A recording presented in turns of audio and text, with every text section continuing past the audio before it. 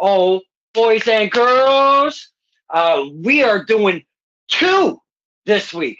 I've only been trying to do one, maybe pull back the reins a little bit. But when the talent says, hey, I need a Friday night, you step up and you give them the Friday night. This is Stirring the Pot with Don Kincaid and our very special guest. He's the cook, the chef. He's bringing us all sorts of goodness. We're going to cook it up tonight with Peter Gianni. Thank you, thank you, thank you. Thank you for having me, Mr. Kincaid. It's a pleasure Uh, to be here. Sir, thank you for spending the time with us, the fans. Taking some time out of your life. I know you're a busy guy. You went and did the old TOS fam thing, if I'm not mistaken, at We the did. AE Dub. We did. That was a great time. Once again, shout out to AEW for the tickets and the invite. That's much appreciated, and it's always good time to learn and watch and evaluate with the family at TOS. Always get everybody's different point of views. Now, coming up as a young talent, brand new in the game here, we're going to dive into that. You've just kind of started us off with an amazing topic. You're a young talent. You're coming up in a training facility at the TOS Dojo out of East Hartford, Connecticut. When you drive up there, you might think you're in the wrong place, but you're not. No, Um, I thought you that day one. same thing. Me and my dad, Papa Kincaid, we drive up and it was kind of dark at that time, and we're driving up and I'm looking around. I go, Pop, I don't think we're in the right place. He goes, I don't think so either. I go, I'm gonna pull over in this little parking lot and re GPS it. So I re GPS it, and she says, your destination is here. I said, son of a bitch, we're here. Yeah, I had the same thing, but then luckily the sign pointed me in the right direction. um, Coming up in the TOS dojo right now as a young talent. I know you're not the young boy, but they like to call them the young boys in the dojo. Going out with the fam last night. Wait, divide by seven. This is Friday, so 2 nights ago, being Wednesday night at Dynamite. Kind of talk to us to the fans because we don't know this shit. We're not into the wrestling. That's why we we want you to come on and talk to us. Talk to us about going out with the brothers and sisters. Um, like you were already saying, kind of really pointing out different things of the business that maybe you don't know or wouldn't have caught. And your peers, you're out with your peers and you're kind of maybe breaking down the show a little bit, but still going out as a fan. Talk to us about that kind of an evening. So, I think from my experience, because just to throw it out there, I went to WrestleMania 40 in Philadelphia, and to Oh, go and watch the biggest stage live, and then go to like any other show after that, it's just like But it was still a great time. I mean, I to be honest, I don't think I've watched wrestling as a fan in a long time. I think it's always been study, get better, learn, and then to see it live, how they perform for certain aspects of the business that you don't really get on the independent circuit. It's a whole nother side to look at it. And then you go into training the very next day, and the first thing you talk about is the takeaway from the night before. Because you always go in as a fan. You have to. But when you're a professional wrestler, there has to be takeaway. You have to learn something or take something away and make it your own. right. Uh, because we love seeing the maneuvers, the move set of our faves on TV and growing up and stuff. And you do want to utilize some of that stuff. And I know there's been so so much stuff done in wrestling, and it's so hard to create new moves and stuff and be that kind of innovative guy. Um, but you do have to take little pieces and maybe kind of make something your own, or even from a promo standpoint, and take some of that and use it, utilize it, and make it your own, if you will. And it is hard to separate because you don't want to mimic. Yeah, no, I agree. But I don't think I think nowadays, especially I'm a little bit older. I grew up watching like the Attitude Era and a little before that. I think nowadays the way to have a really good match is to be able to tell a story. And if you can tell a story in different ways but using the same basic formula of a match, I think that's more entertaining than taking a move and twisting it up and making it your own. If you take a part of a match, twist it up and make it your own, I find that more entertaining. Okay. All right. I appreciate that because I love the storylines. I love the characters. I love the drive behind it. I love the episodic feel from one show, one event to another. And we continue this ride all together. I love that. So thank you so much for giving us that aspect of it. We do have kind of a shortened time here with our schedule. So I'm going to jump into a few things here. You kind of did mention you're a little bit older. Now, we just talked to one of your peers, one Super Pro, and he looks like he's about 12 and he's like 18 or so. Talk to us about where you are in your career and why are you starting at this point? All right. That's a funny question. So Super Pro, yeah, he is 18. I think he's 18, 19. And I'm 33. This is my second go around with professional wrestling. Oh. Yeah. I started training in Rhode Island when I went to college back in 2010. And then I did some stuff in Rhode Island. I came home. This was 2013. I trained a little bit for PWA. With Von Smith and all those guys. I've known Hippie Dicky Moon since I was 15. But that's besides the point. I wrestled around with PWA for a little bit, but I took myself out of the game to really take care of some personal things, get my personal life back on track. But it's been 10 years since I was back in the ring. And tell you, the first day walking through those TOS doors and training, it's not the same from when I trained, but I think it's better. I think it's way better. I think the trainers we have, because they're generational, if you look at it, they've started with Killer Kowalski, and now they've watched wrestling themselves evolve, and they evolved with the game. You gotta remember, Wagner Brown's one of the first dudes to do merch. Like, he's brought the game with it. But I think it's good to have people like that. I think it's really good to be training with the younger generation as well, because it's hard to keep up with them. They push me to my limits, and I like that. I need that. Especially, I'm coming fresh off the Army. So I'm coming in sort of, kind of decently the best shape of my life, and still being pushed to my limits by running around with these guys. Challenging yourself after being off for about 10 years, my friend, I applaud you, because many people won't persevere and push and come back to the game and really challenge themselves to get comfortable and to be like, well, I know this and I know that, so I'm going to kind of take my comfort zone and run with it. You're challenging yourself. I love all of that. You got somebody else at the end of the month coming on. Your next guest, I believe, or not next, yeah, Mr. Mendina, Johnny Mendina. Oh, yes. He's also been out of the game for a very long time as well, and he's making his comeback. So for me and him to kind of take almost the same amount of time off and then basically come back at the same time, and we both agree that these young kids push us and keep us going. So it's a good challenge. Similar stories with the chef and Johnny Medina. I'm very looking forward to speaking with Johnny Medina. I kind of wasn't, because he really is anti-Frost. Oh, did I lose you? But no. Now I'm kind of. I think I'm going to. All right, we're good. Stop. Oh wow. Sorry, my dog's are we all day. Oh, I thought you had a child biting your leg or something. I don't know what's going on. Oh, okay. I had Alex Cipher on one time, and I swear he had his children caged behind him. It was a scene, my friend. It was a definite scene. Awkward. yeah.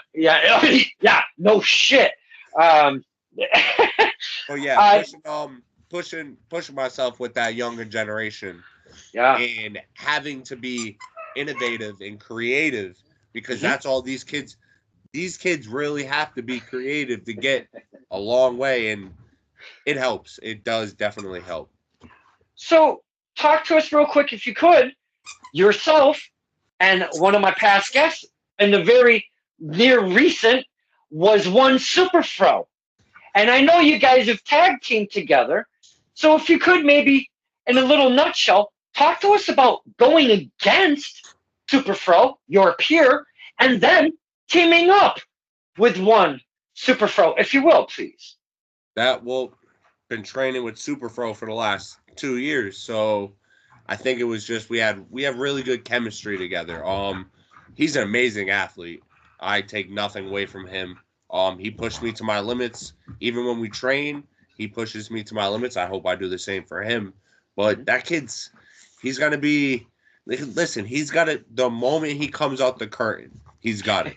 Like there's you don't see that often. You don't No. see dudes who on their first debut can walk through a curtain and hook everybody.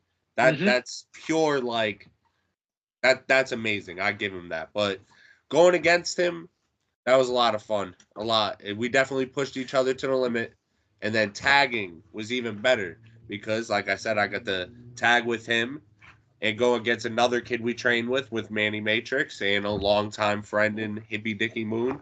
That was a very honorable match.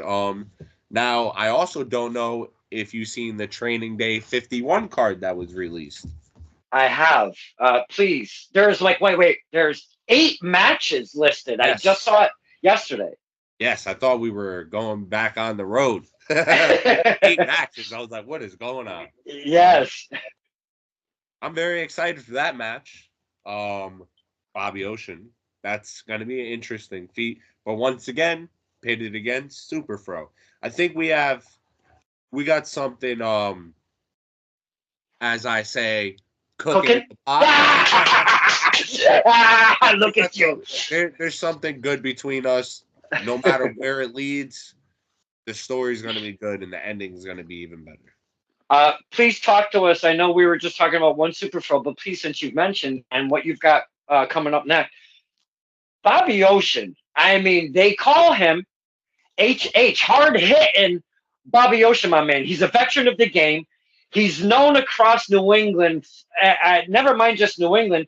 He's known across the United States pretty well because I've seen his reach, and he's been around. And not only that, he's one of the head trainers over there at the TOS Dojo. So talk to us about going up against a guy like Bobby Ocean, please. Uh, it's actually, I know he's on the wrong side of the game right now. You know, hanging out with Wagner Brown and turning Yes, on Sammy Diaz. yes, Congratulations to Sammy Diaz. He's out there yes. killing the game right now. Killing Top it. five is not a lie, and he's not 2 through 5. Um, oh, but yeah, Bobby Ocean. I mean, he's always been open arms. He's always been very helpful. I've always been able to go back and talk to him. Um, I've been watching him since he's first come around.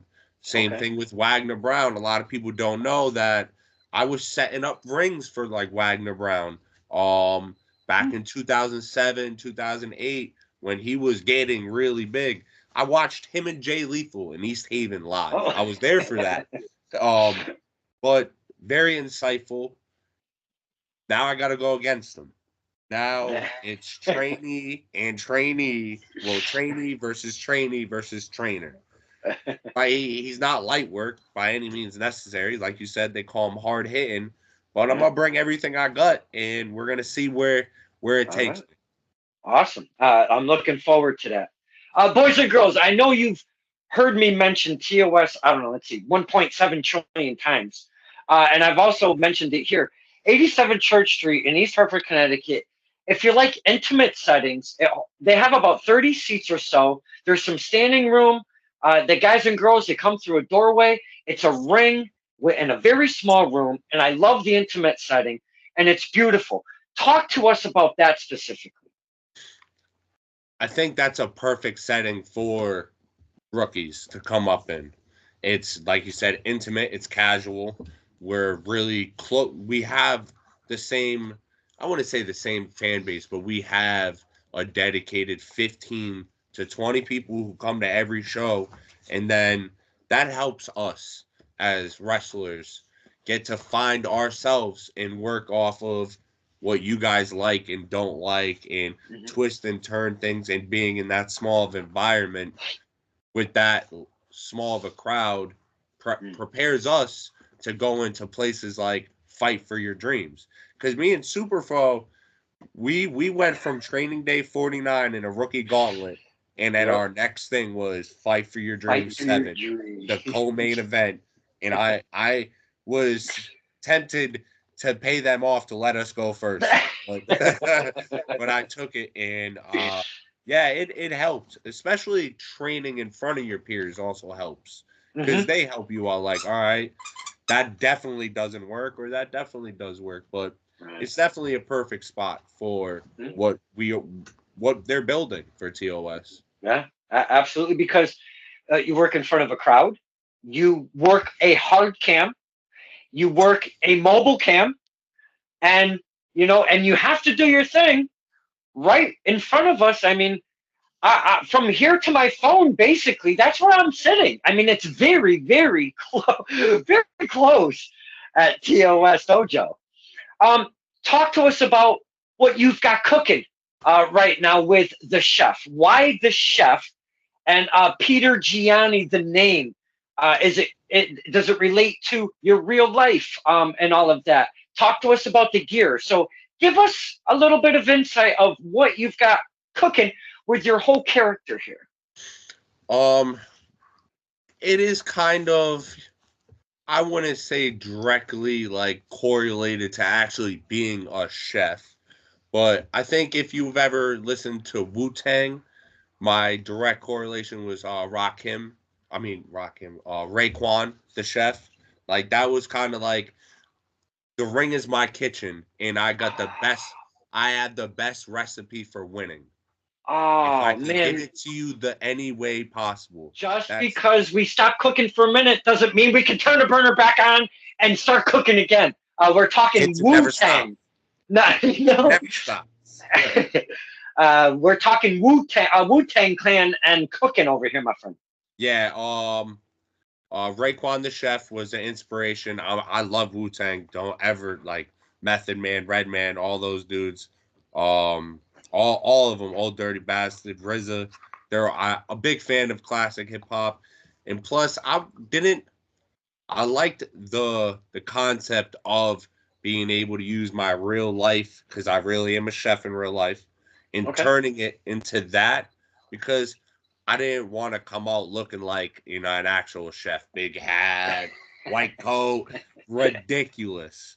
But also too, I feel like, flesh chefs are real flashy. The stuff they do is real precise, real clean, and that's how I would like my wrestling to be, or come off Okay. as. And that's what I'm hoping it is. The gear is actually, I have the shorts, and I have the rest of it in another set of gear coming in that I'm hoping to possibly debut for the January Training Day show. Okay. But Uh, I mean, I'm just working with how I feel. Like, they say your character is supposed to be you times 1,000%. That's what. And with help of, your peers of where you train, it also helps you find yourself. right. Absolutely. And you have some good minds behind you, so you've got Great minds. you've got an amazing nucleus here behind you, being the dojo. Um, Now I know you're young here, back in this tenure. Talk to us about how long you've been active right now, getting into the TOS dojo. I came home December 28th, what are we, 2024, of 2021, and 2 weeks later I was in TOS. Okay. So it's been, oh no, I lied, 2022. No, 2023. I was in TOS literally 2 weeks after I came home in 2023. I had a job and I was training. So I've been Nice. training for almost 2 years now. Yep, Okay. January 2025 will be 2 years. And my first match back was the rookie gauntlet. I mean, I know you've seen me in some rumbles here and there, but I really consider my first match back and under a good right regime was that rookie gauntlet. All right. Um, I know 33 isn't very old, but it's not very young to get back in and mix it up here. How you feeling? You did say you're probably in some of the best shape of your life at this point. So how are you feeling jumping back into this? Not only physically, my man, we got to have it upstairs too. It's got to all come together as one package. Talk to us. I think coming back to wrestling, I knew I was in great shape, but to survive, I had to be in even better shape. Um, and I'm still working on that. Being in good shape isn't a 1 day process; it's an everyday process. Um, Mentally, I knew I had not like personal mental things I had to deal with, but I knew mentally that if I was going to dive back into this game, it had to be 100%, and it comes with studying, getting better, watching yourself, critiquing yourself, finding what fits you, and that's a very draining thing, especially in this business, because you see people. I'll use an example. Kind of get it right the first time. Super Fro. Not a lot of people kind of, like we said, walk through that curtain and get that. Some people it takes years or different characters or Mm-hmm. finding what doesn't work and finding what works. Mm-hmm. Just because, like I said, he walked through that curtain and he got that one part of it doesn't mean he's not gonna find other things that he can change and make better. Same goes for me. I mean, I don't have the strongest persona, but I back it up with I believe being able to wrestle. Now, I'm so glad you brought that up. This is kind of the second time we've hit this topic. I've talked to Superfro and many other of the other talent, but Superfro specifically comes out at a very, very young part of his career. Part of his career here, walks through the door, walks through the curtain, comes down that ramp, but he's got this charisma. He's got this Donna Summer behind him. He's got this look. His smile is absolutely fucking amazing. And his family is coming out. The crowd is behind him. There's all of these factors, and it all comes down to this. He's making a connection with us, the fans, right off the ripper, my friend. Like you've already touched upon, I've talked to talent that they're 10 years deep and they're still trying to make that really true connection. Now, he may not be super fro in another year or in another 2 years. He may be something else, but he knows, and right now, he's feeling that he's made that connection. You've come out as the chef, but you've come out in a different personality at the very beginning when we first started seeing you doing a little bit of this action and nah, get out of here kind of bullshit to us. But now you're kind of trying to warm us up to you here. You're sending us, my friend, mixed signals. What's happening with the chef? Um, it's not one world we live in where it's just we wrestle for one place and one place only. Um, Okay. I got to do what I got to do. Basically, the person you guys first met, I had to tuck him away for a little while, keep him down there, because the real cheat code to this business is you guys, is making that connection with you guys. I gotta get you guys to love me, Mhm. and the more you love somebody, the worse it hurts when they break your heart. Just saying. uh, That's why they've never turned John Cena. We would fucking die and melt. But he came out trying to be a bad guy at first. But don't worry, this, my friend, is not dead. It's not dead. We talk evolution all the time. I am sure 1,000, 1,000,000% that we will be seeing some of that in our future.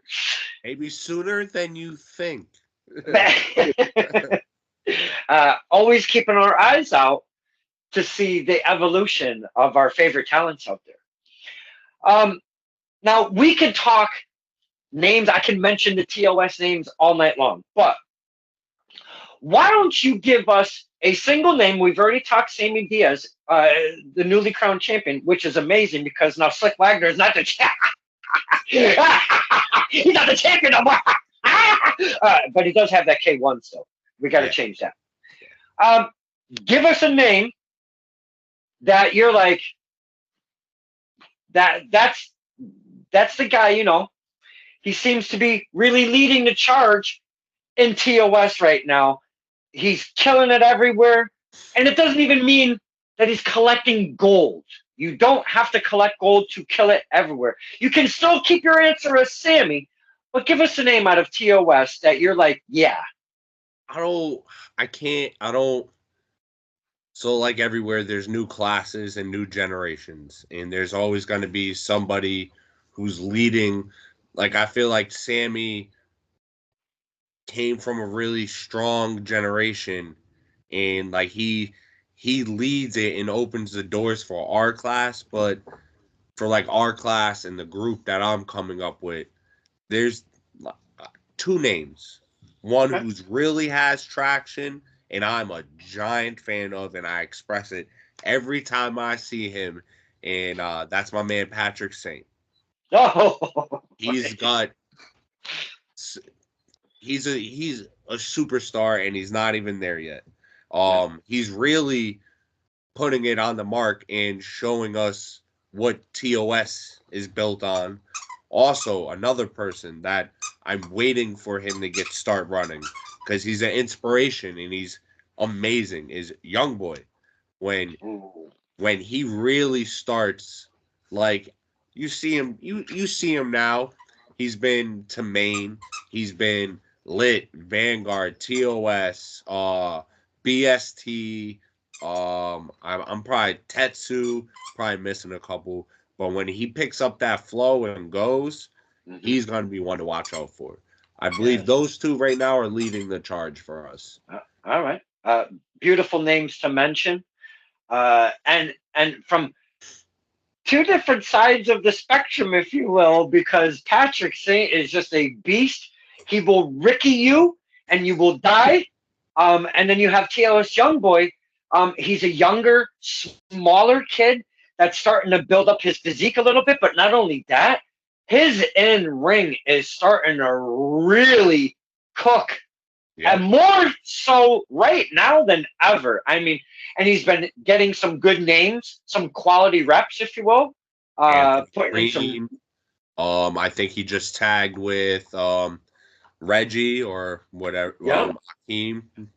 Yeah. He's worked with Jordan Rowe, or worked with him against, however you want to put that. He's definitely. Yeah. He's worked to get those. Like, those weren't just given to him. He's been rewarded the things that he's earned. And that's the best part about this business, is when you get to a certain point and your work speaks for you, the compensation will keep getting bigger. Absolutely. We've talked a lot about the TOS dojo. And I would kind of want to jump into, I know you're young in your tenure right now on this comeback here, if you will. But what are some of the promotions that the chef has in his sights?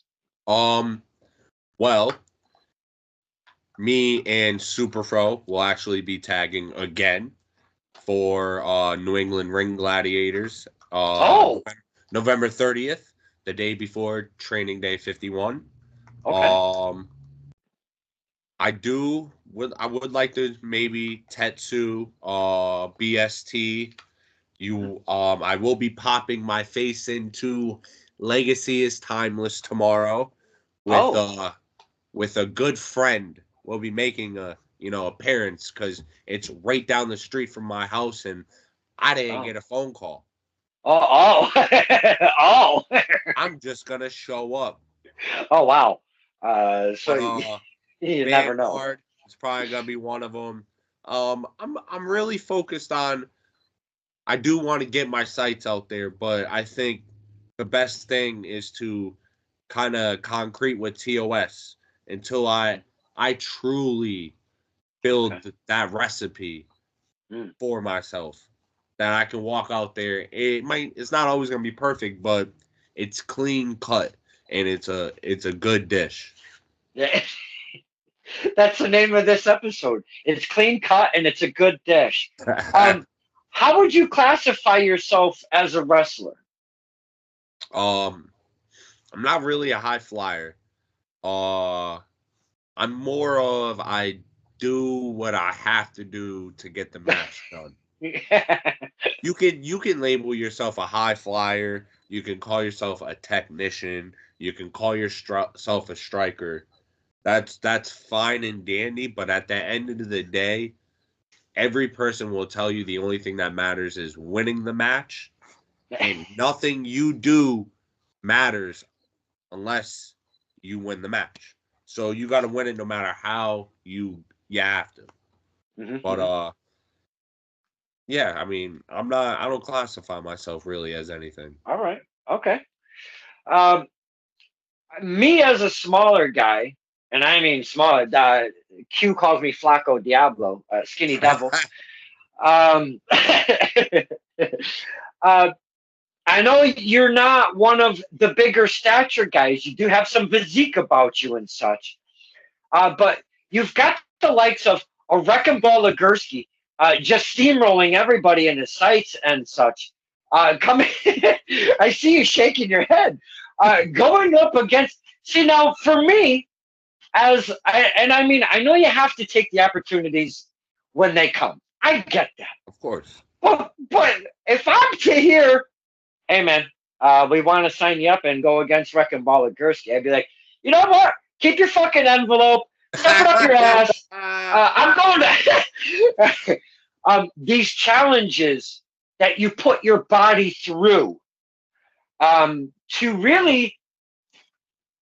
I mean, yes, you want to impress yourself. Yes, you want to challenge yourself. Yes, you want to go against someone that is bigger in stature at some point in your career to really test yourself at one point. But it's almost to impress us more than anything with the way the entertainment part of the portion of the program is built. Challenging your body to do stuff like going against a guy like Wrecking Ball Legursky is something that I don't have in me. And that's why I stay on this side of the guardrail, my friend. That's funny.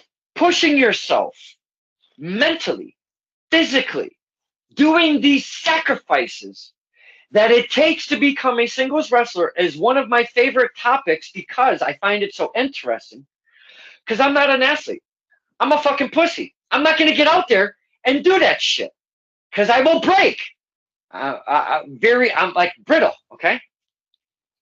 Talk to us, the fans, about persevering through these challenges of the physical, being in the gym, and pushing beyond your means. The mental part of it, and I know that there's a lot to take into this, and I'm kind of rambling on about it, but it's one of my favorite topics. And just the challenge of perseverance and the sacrifices that it takes to maybe not see a family member at a specific function or holidays and such. And I know that's a big ball of wax, but talk to us, the fans, as an athlete about all of that, please, if you could, to bring us to a close. Well, not even just professional wrestling, but when you go into any sport, the end game, the dream is to get to that big spot, to get like You play high school football, you want to get to the NFL. You do high school baseball, you want to get to the MLB. You do independent wrestling, you want to get to the big leagues. You want to get to your WWEs, your AEWs. You want to go to Japan. You want to travel the world. But like anything else, it starts small. It starts with the pushing through all the hard times, the perseverance, the keeping the confidence up when you're beating yourself down. Because no matter what, no one comes into this business, let me go out there wrestle every weekend just for a hobby. If you that's crazy. You gotta love this to keep going and fight to get to the top. And it's gonna come with those struggles. But everybody's got the same dream in this business. And that dream alone should be your simple reminder every day you wake up that I got to get this dream. And no matter how I got to get to it, I'm going to get there. The ladder's steep, the ladder is very tall, and there's about, I don't know, thousands of us climbing that ladder. So you got to remind yourself of that every day. How can I keep pushing and how can I be different? Mm. Love all of that, my friend. I was going to end with that, but I want to ask you one more question before I let you go. Why the TOS Dojo? How'd you come across it? Oof, that's a really good question.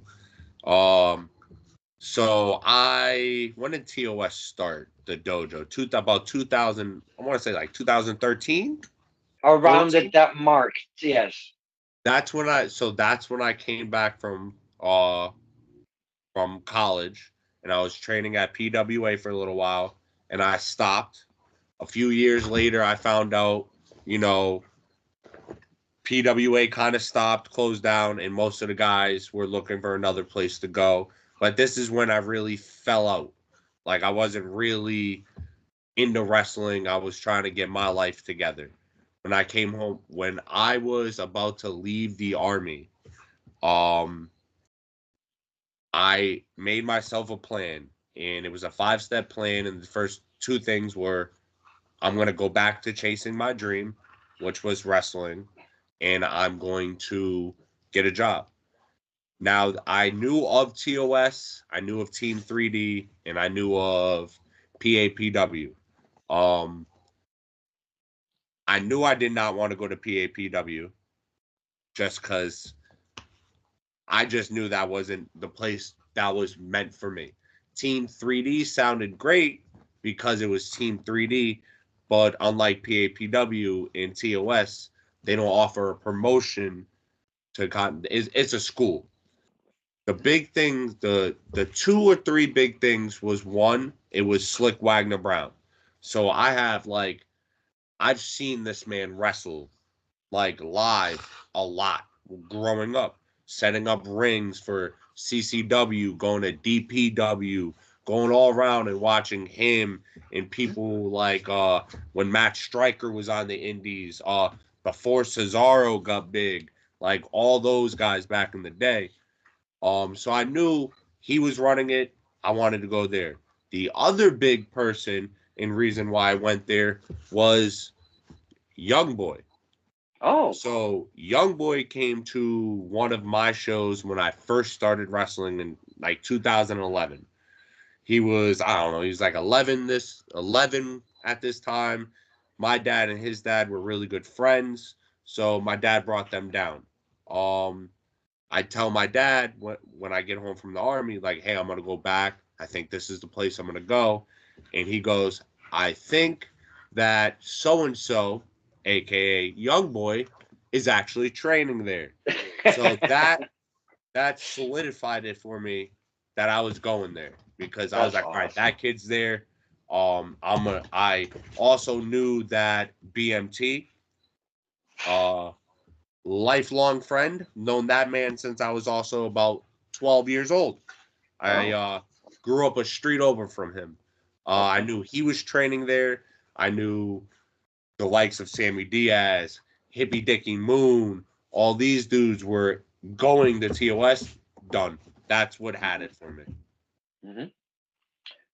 Love all of that story because it just shows the talent that is coming out of the dojo solidifies itself through the training process that they offer.